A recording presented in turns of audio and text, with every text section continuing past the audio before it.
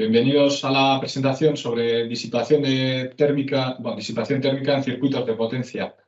El objetivo de esta presentación es más, no va a ser muy técnica, pero sí son cosas que asumimos en esta temática de la disipación del calor en semiconductores, más precisamente, cosas que creemos o ya sabemos porque lo hemos visto en la teoría, pero que luego cuando nos ponemos en marcha a trabajar en ello, pues no le damos esa importancia y sí queríamos, o el objetivo de esta presentación es enseñaros nuestra experiencia que hemos tenido, sobre todo en el último trabajo de un diseño de un convertidor, pues la importancia que tiene y lo que hemos aprendido, lo que nos hemos dado cuenta que tiene más importancia de la que creemos. Entonces, bueno, la presentación es bastante cortita. Al principio os haré un poco la introducción para contextualizar la presentación o el tema. Luego hablaremos de la resistencia térmica, el parámetro más importante en este caso que determina la disipación, la teoría que hemos visto en clase siempre, pero bueno, para entender un poco mejor los parámetros que vamos a hablar luego. Y luego el ejemplo práctico y las conclusiones. Igual lo más importante de esta presentación, pues entender bien o las principales conclusiones que nosotros hemos aprendido de ese ejemplo que vamos a ver luego, ¿no? Las cosas que hemos visto más interesantes. Entonces, bueno, como introducción, bueno, afortunadamente, gracias a esto igual tenemos trabajo, los semiconductores no son ideales.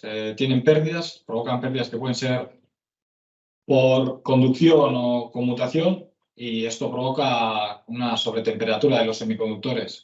Aquí lo que nos interesa es, bueno, esta sobretemperatura provoca un rendimiento peor de los semiconductores o incluso puede llegar a romperlos. Entonces, nuestro objetivo aquí es disipar esa potencia, ¿no? Sacar el calor dentro del semiconductor y llevarlo afuera, donde sea, al ambiente. Pero claro, tiene que ser de una manera eficiente y poco voluminosa. O sea, podríamos poner ventiladores apuntando a un mismo semiconductor para asegurarnos de que está frío, pero no es eficiente, ¿no? Hay que buscar pues, una manera más sencilla o que no ocupe tanto volumen. En cuanto a sistemas de refrigeración, bueno, aquí en la universidad, en los prototipos que tenemos montados, hay de todo tipo. Convección natural, donde vemos el semiconductor pegado al radiador, un radiador que, gracias a su superficie, pues emite el calor que atrapa del semiconductor hacia el aire. Estos pueden ser más grandes, donde muchos semiconductores comparten el mismo radiador, o más pequeñitos, hay de diferentes soluciones. Luego también tenemos la convección forzada, pues ya no solo tenemos el radiador y el módulo o el semiconductor pegados entre sí, también hacemos uso de un ventilador para sacar ese aire, esa bolsa de aire, pues lo más rápido posible y así mejorar o reducir la resistencia térmica, que es, luego lo vamos a ver. Pero también podemos ver refrigeración líquida, ¿no? Esto ya es algo, suelen ser problemas más de fontanería que de electrónica muchas veces, pero es otra solución interesante que se ve hoy en día. Pues una vez contextualizado el tema, en cuanto, bueno, el parámetro más importante que nosotros hemos tenido en cuenta a la hora de diseñar el circuito de disipación de potencia o los radiadores es la resistencia térmica, un valor muy simple en realidad que depende de K, la conductividad térmica propia del material, L, el grosor y el área. O sea, nosotros lo que queremos es disipar la potencia. Tenemos un punto caliente y queremos extraer esa fuente de calor lo mejor posible al exterior.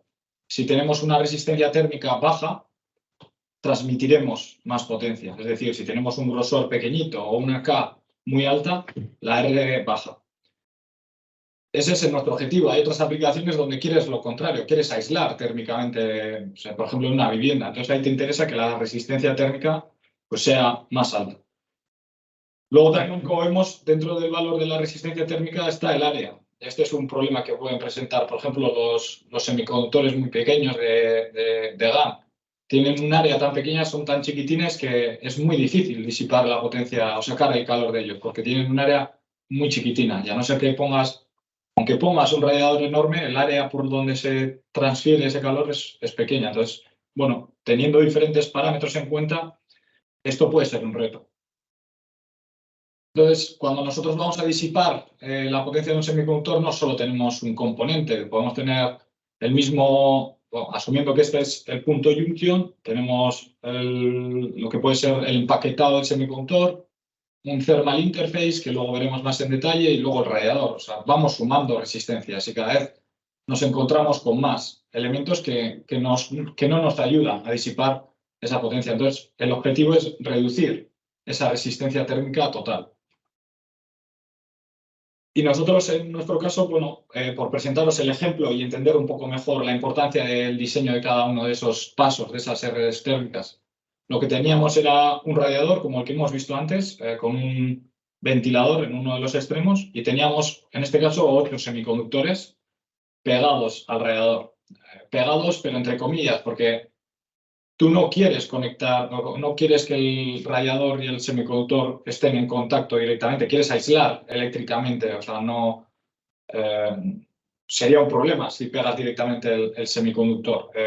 Con esto lo que quiero decir es que si representamos el circuito térmico en resistencia simplemente de alguna manera sencilla, tenemos la fuente de potencia, en este caso las pérdidas. La primera resistencia térmica sería la junction to case, propia del empaquetado del semiconductor. Luego estaría el thermal interface o el TIM, que tiene otra resistencia térmica. Luego entraremos más en detalle en qué tipos de TIMs hay. Y finalmente, todos los 8 semiconductores están conectados a un mismo radiador, en el que sí comparten aquí todos la misma resistencia térmica. Esta viene dada por el fabricante del radiador. Una resistencia térmica también que depende de lo bien que hayas distribuido los semiconductores en el radiador, el contacto de estos con la superficie, bueno, hay diferentes parámetros. Tanto la del semiconductor como la del radiador vienen dados por el fabricante, pero en nuestro caso, en este ejemplo, el semiconductor venía dado por los parámetros eléctricos del sistema, la tensión y la corriente. Y el radiador sí que teníamos un poco más de margen de selección, pero queríamos meterlo dentro de un rack, el convertidor. Entonces estábamos limitados por el volumen que podía ocupar. Donde más teníamos grado de libertad era en el TIM, y es donde me voy a centrar hoy, en el Thermal Interface, que es un componente de alta resistencia eléctrica, porque lo que quiere, por un lado, es aislar eléctricamente los semiconductores del radiador. No quieres que el radiador esté conectado al potencial, pero al mismo tiempo quieres una baja resistencia térmica. Quieres que esta R sea lo más baja posible para transferir lo máximo, para disipar la potencia la máxima posible. Y ahí en la imagen nos enseño un poco más una imagen real, ¿no? Aquí están los semiconductores, los 8 estarían conectados a lo largo del radiador. Este es el radiador y esto entre medio está plastilina, es el TIM. Bueno, el tipo de TIMs hay mogollón, luego veremos. Este es uno de los ejemplos que hemos usado, ¿no? Y su objetivo es aislar eléctricamente el semiconductor del radiador, pero transferir todo el calor que se está generando por las pérdidas hacia el radiador. Y luego el radiador, por el ventilador, se disipará todo ese calor. Entonces, en cuanto al TIM, bueno, aquí os muestro algunos ejemplos para ir comparando, Por ejemplo, uno de los primeros parámetros que nos da el fabricante es la conductividad térmica. Una baja conductividad térmica, lo pongo en rojo porque es malo, no tiene buenas propiedades. Una conductividad alta nos ayudará a disipar bien el calor. Luego estaría el grosor, y este cálculo de esta resistencia térmica es un valor que he calculado yo aplicando la ecuación que hemos visto antes. Con esto lo que quiero enseñaros es que una conductividad térmica alta, por ejemplo, este 3,5 comparado con el 1,8 es mayor esa conductividad térmica, pero no nos asegura una buena resistencia térmica. ¿Por qué? Porque hay que tener también en cuenta el grosor. Todo esto hay que tenerlo en cuenta a la hora de diseñar el térmico. Son cosas sencillas, pero a veces nos guiamos rápido por la conductividad, no tenemos en cuenta el grosor que puede tener y luego los cálculos no cuadran. Aquí, como veis, en la resistencia térmica lo he dejado en función del área de contacto. Y esto lo quiero comparar con la resistencia térmica que nos suele dar el fabricante. Como veis, bueno, es verdad que falta un parámetro aquí, yo lo he metido en el área de contacto, el fabricante nos lo da según él ya ha aplicado el área de contacto, pero no nos suelen decir muy bien el área que han usado para calcular. No conocemos ese área. y además no nos dan un valor en concreto, nos dan un rango. ¿Por qué? Porque también la presión que hacemos a la hora de pegar, entre comillas, el semiconductor al radiador es importante. Claro, en esta ecuación de aquí no tenemos eso en cuenta, pero sí que os quiero transmitir que yo confío, después del trabajo que hemos hecho, confío bastante en este valor que calculamos nosotros de manera, bueno, por lo que sabemos de la teoría. Estos valores del fabricante no digo que sean inútiles, pero sí nos vale para hacernos la idea de si es mejor o peor, pero estos valores de aquí a mí no me han concordado con los cálculos que he ido sacando yo. En cambio, confiando en nuestras ecuaciones, las que hemos conocido en toda la vida, se puede más o menos acertar con el diseño. O sea, esto sí os quiero transmitir. Luego empezamos a comparar, bueno, de esta lista empezamos a comparar ya de manera experimental los resultados de algunos de ellos. El primero que usamos lo cogimos un poco al tuntún, no pusimos esta tabla, directamente fuimos a por él, creíamos que funcionaría y no le dimos importancia al diseño térmico. ¿Y qué pasó? Que no podíamos ni transferir un 50% de la potencia en el prototipo. El prototipo de los semiconductores medíamos una temperatura y fácilmente llegaban a los 100 grados cuando no habían llegado ni a un 50% de la potencia nominal que estaba pensado. Entonces de ahí que vimos el problema y dijimos, ostras, igual hay que ponerse en serio. Y fuimos hacia otros. Cogimos el grafito, que tiene una buena conductividad térmica y un grosor muy bajo. Al final la resistencia térmica queda muy baja. Pero su aislamiento eléctrico era muy malo y era muy sensible. A nada que le hiciéramos una raya, ya perdía el aislamiento eléctrico y la solución no funcionaba. O sea, no podíamos asegurar que el radiador no estuviera potencial. Había problemas. Entonces, al final, luego veremos los resultados, pero nos dimos cuenta o concluimos que una solución ideal era, por ejemplo, el SILPAP 2000, para que tengáis referencias de algunos componentes que se pueden comprar, de un precio algo más elevado que el primero que habíamos usado, pero bueno, que nos ha dado un buen aislamiento eléctrico en el secundario para unos 800 voltios, para que os hagáis a la idea. Y luego también fuimos al T-Work 9000. Aquí quiero hacer hincapié en el precio. Es una barbaridad el precio de este team, pero luego vamos a ver en los experimentales si de verdad compensa ir a precios tan altos o si se paga esta característica. Porque, como veis, el salto es enorme.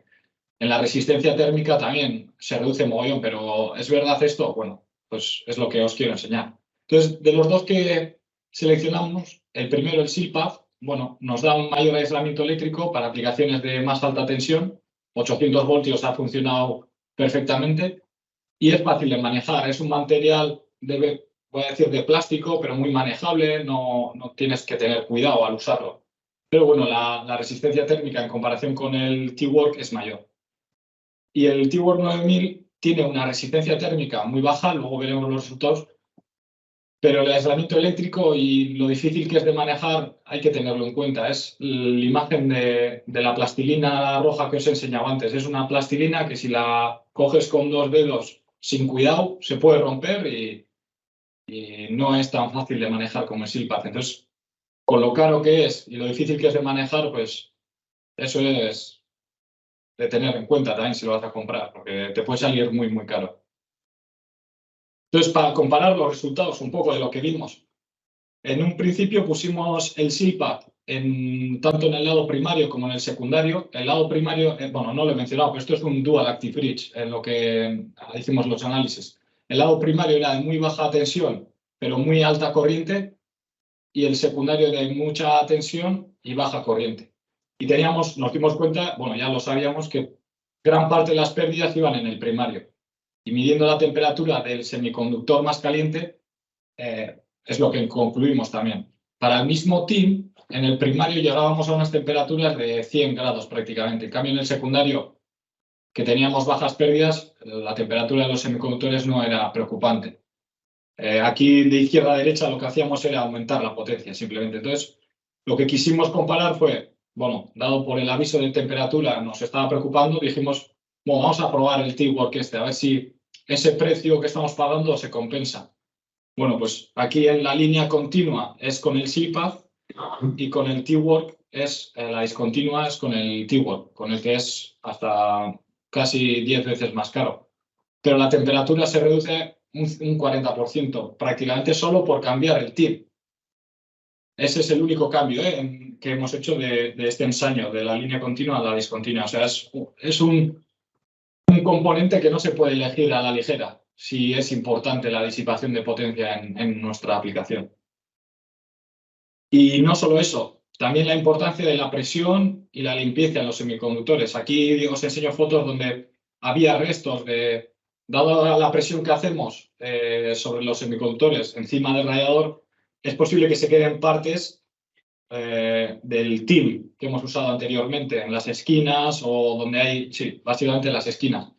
Esto es importante limpiar con alcohol, aumentar el área de contacto. Y no solo eso, también el punto de presión. En este caso era atornillar o ejercer más rosca en no sé cómo llamar, en la pestaña que ejerce presión sobre el semiconductor.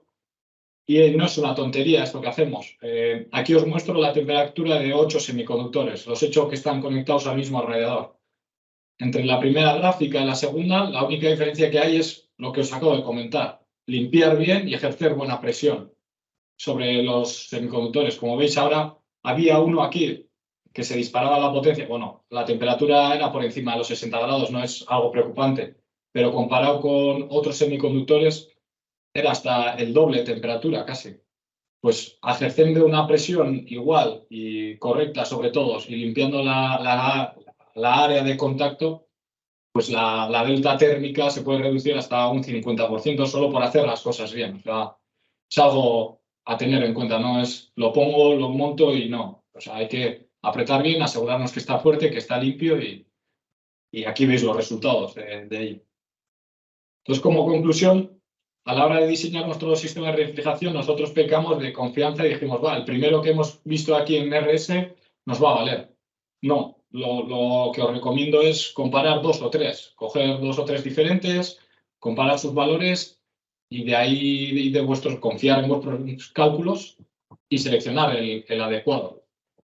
Y luego la limpieza de las zonas de contacto, sobre todo la área donde va a estar el semiconductor sobre el TIM y luego el radiador, y la presión, que sea uniforme, aplicar la misma presión en todos los semiconductores. Es verdad, también puede ocurrir, empiezas a apretar uno, crees que está fuerte, pero a medida que te vas desplazando a los demás, cuando apretas los del último, igual el primero que has apretado ya cambió su presión, porque los demás que ha sido, a ver si me explico mejor,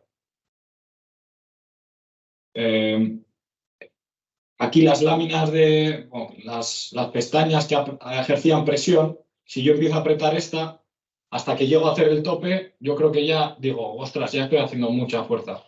Luego voy apretando las demás hasta el final.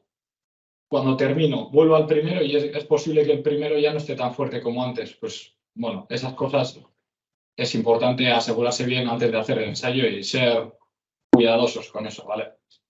Y en sí eso era lo que os quería enseñar, más nuestra experiencia que hemos tenido en este caso y unas píldoras para que os quedéis. El casco, bai, igor ez dakit Bai, Jon, bueno, eskerrik asko, oso interesantie, eta benetan interesantie, egiz esan, bueno, interfase termiko horrekaz, normalien, zuk esan duzu moduen, gitxi fijetan gara. Nik galdera bidekoaz, bata da kuriosidade bat eta bestie duda existentzial bat. Bitu, lehenengo eta behin, zu egon zara berbetan resistentzia termikoen inguruen, eta hor, badau beti galdera bat dela, zelan afektetan dago horrek impedantzia termikoen. Ze zuk normalien ikusten duzunien datasit bat, union kapsula resistentzia termiko horrekiko, kapsula radiador resistentzia termiko hori ez da bape despreciable. De hecho, magnitudetan oso antzerako egoten die. baina zelan afektatzen da horrek impedantzia termikoen? Zein inertzia termiko deko olako interfase termiko batek? Hori badakizu? Zer esan duzu, denborak eta nola afektatzen duen? Bai, ze azkenien regimen estazionario baten zuk bataz besteko potentzia bat dizipetan duzu, eta, azkenien kalkulue, lehen ipini duzu moduen, nahiko erreza da, baina potentzia pulsauek konsideretan duzu zenien, horren impedantzia termikoek eraginedeko eta kontutan hartu bidie, baina zelan hartzen dien kontutan? Hori zengo zan galderi, espadozu holan planteau, ez tekete zelako arazorik horrekin. Ez dugu, zuk esaten duzuna potentzia pulso horietan ez gara fijau. Ez diogu garrantzirik eman, gure asan regimen estazionario batera iristea eta ez dut kontuan hartu olako gauzak, baina ni siquiera me había planteado, eta igual una aplikazion ezberdina da, nola afektatu dezake nolako materialek, bai. Eta bigarren galdera badeket justo transparentzia honetan, eta galdera hau igual ez dakit apropos izango dan, esan duzu dual active bridge bat dala, ipini duzu TO247ek, lau pinetako TO247ek, lehenengo galderi da, ez dakit paraleluen egon dizan transistore horrek. Hauek bai, da full bridge bat, baina hori 8 semikonduktorekin. Vale, hori da, horrek paraleluen dauz. Bai, hori da, pinaka. Esan nuke lehengoa eta hirugarrena dala berdina, adibidez. Hori paper baten, hori begiratu beharko nuke, baina ikusi genuen interkalatzea paralelon daudenak, hobeto zala komutaziorako. Vale, oin orduen nire galderia, 18. transparentzian, eta ja kuriosidadi, ez dakite... Hemen 18. transparentzian hori da. Hemen ipini dozu, ulertzeot honek diezela transistorien, paraleluen duzen transistorien temperaturak. Bai, 8 horiena. Galdera bat, paralelizazio horretan, konprobo dozu perdidak bardin distribuitzen diezela? Berez, ez, temperaturaren bidez neurtzea galerak, temperatura hau neurtzeko egiten duna da termoparea jarriz semikonduktorearen kapsula. Baina kapsularen gainean, segun non, kapsula ez oso handia izan arren, segun non jartzen duzun zentroan edo alde baten, igual 5 edo 10 graduko diferentzia izan dezakezu. Orduan hemendik ondorioztatzea, imaginau, horia edo morea, edo horia eta morea paralelon daudela, eta galera igualak izan barko lituzkertela. Temperatura neurtuz, presizio hori lortzea, galerak lortzeko, intuitzeko igualak dian oso zaila iruditzen zait. Modu honekin, zeinetan termopareak hau itxatzen, lotite pixka batekin, que puede afectar a la medida, ez genuen konpunta hau, balioa, galerak, konparatzea, ez. Baita ubikazioagatik, nola radiadoraren aire beroa, nola hartu dezaken, el que primero coge el aire frío puede estar más fresco que el del final, pero el del final coge aire caliente, hor gauza ezberdinak dauz afektatzen dutenak, o desako platu beharko liratekena de estos resultados. Hay muchos factores que tener en cuenta. Termoparea ondo ubikatuta egotea, eta baita hori non dagoen ubikatuta radiadorean, si coge más aire caliente o más frío, gauza asko afektatzen dute kurba hauetan. Hor, hirugarren galdera bat eta azkena, bertan amaitukot, hor egon die transistorak esan duzu parejaka paralelun egon dizela? Bai. Eta esan duzu interkalaute dauzela, interkaletarakoen ulertzeot, radiadore baten barruen be, euren temperatura, edo disipadore horrek erakusten dauen resistentzia termikoe, aldatzen egongo dela. Horrek paralelizazioen erakinik egongo luke? Ez dut ondo ikusten hori nola afektatuko lukeen. Hau ja kuriosidade bada, hor azkenin, bai, esan zen. Nola afektatuko luke resistentzia termikoan?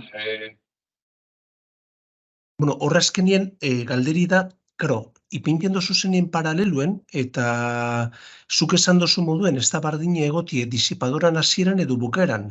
De hecho, akoplamientu deko zu bestekiko eta bar, ez da? Baina bi paraleluen ipini dozu zenien, eta ja galdera bada, ez nabile zer ziurtatzen edo afirmetan, baina bi paraleluen ipini dozu zenien, alde batetik urrundute, eta beste alde batetik beste transistore batzukin interkalaute. Hor galderi da, zuk transistore bat, temperatura baten badekozu, ulergarri izango zen, bigarren transistora paraleloan dagoena, beste temperatura baten egotie. Bai. Karo, horrek paralelizazioai, azkenin horrek kondukzioen seguro eta konmutazioen seguramente eragin ekuin aldau. Baina, bueno, bai, hori beste diskusio bada, esan dozu interesgarri zirutata eta horreitik galdetu gure notzun. Bale? Baina oso interesantia planteo duzuna. Eskerrik asko.